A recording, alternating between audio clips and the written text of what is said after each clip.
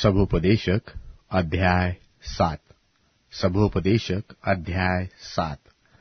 अच्छा नाम अनमोल इत्र से और मृत्यु का दिन जन्म के दिन से उत्तम है। जेवनार के घर जाने से शोक के घर जाना उत्तम है, क्योंकि सब मनुष्यों के लिए अंत में मृत्यु का शोक यही है। और जो जीवित है वह मन लगाकर इस पर सोचेगा।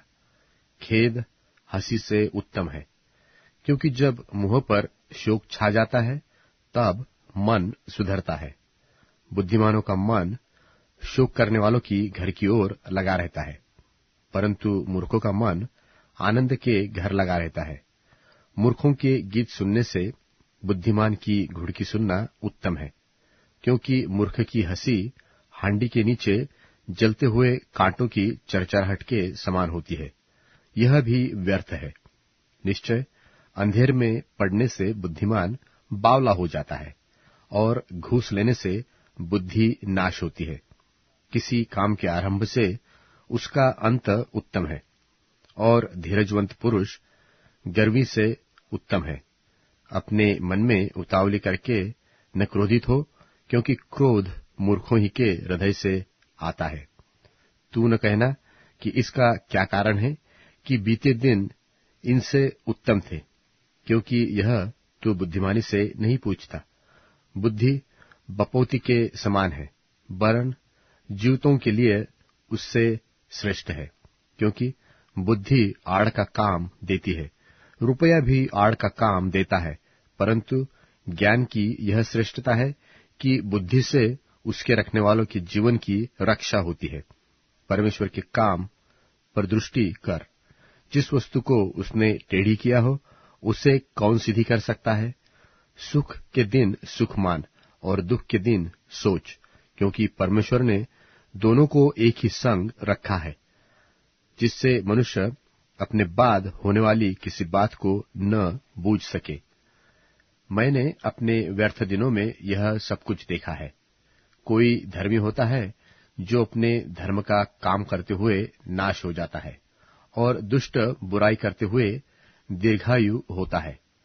असीमित धर्मी न बन, और न अपने को अधिक बुद्धिमान बना। तू क्यों अपने ही नाश का कारण हो। अत्यंत दुष्ट भी न बन, और न मूर्ख हो। तू अपने समय से पहले क्यों मरे। यह अच्छा है कि तू इस बात को पकड़े रहे, और उस बात पर से ही हाथ न उठाए, क्योंकि जो परमेश्वर का भय मानता है वह इन सब कठिनाइयों से पार हो जाएगा। बुद्धि ही से नगर के 10 हाकिमों की अपेक्षा बुद्धिमान को अधिक सामर्थ्य प्राप्त होता है। निसंदेह पृथ्वी पर कोई ऐसा धर्मी मनुष्य नहीं जो भलाई ही करे और भूल न करे। फिर जितनी बातें कही जाए सब पर कान लगाना। ऐसा न हो कि तू सुने कि तेरा दास तुझी को शाप देता है, क्योंकि तू आप जानता है कि तूने भी बहुत बैर औरों को शाप दिया है। यह सब मैंने बुद्धि से जांच लिया है। मैंने कहा, मैं बुद्धिमान हो जाऊंगा, परंतु यह मुझसे दूर रहा। वह जो दूर और अत्यंत गहरा है, उसका भेद कौन पा सकता है। मैं अपना मन लगाता हुआ फिरता रहा कि बुद्धि के विषय में जान लूं, उसका भेद जानूं और खोज निकालूं, और यह भी जान लूं कि दुष्टता नीरी मूर्खता है, और मूर्खता नीरा बावलापन है। और मैंने मृत्यु से भी अधिक दुखदायी एक वस्तु पाई, अर्थात वह स्त्री जिसका मन फंदा और जाल है, और जिसके हाथ हथकड़ियां है। जिस पुरुष से परमेश्वर प्रसन्न है वही उससे बचेगा, परंतु पापी उसका शिकार होगा। देख, उपदेशक कहता है कि मैंने ज्ञान के लिए अलग अलग बातें मिलाकर जांची और यह बात निकाली, जिसे मेरा मन अब तक ढूंढ रहा है, परंतु नहीं पाया। अर्थात 1000 में से मैंने एक पुरुष को पाया, परंतु उनमें एक भी स्त्री नहीं पाई। देखो, विशेष करके मैंने यह बात पाई है कि परमेश्वर ने मनुष्य को सीधा बनाया,